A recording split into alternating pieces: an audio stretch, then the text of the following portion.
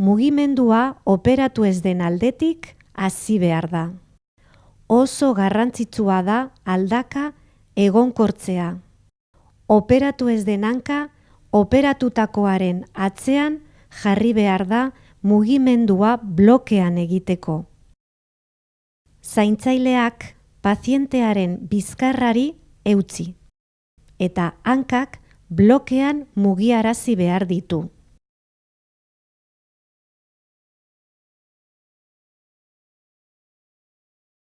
Ohetik jaisteko berdin egin behar da.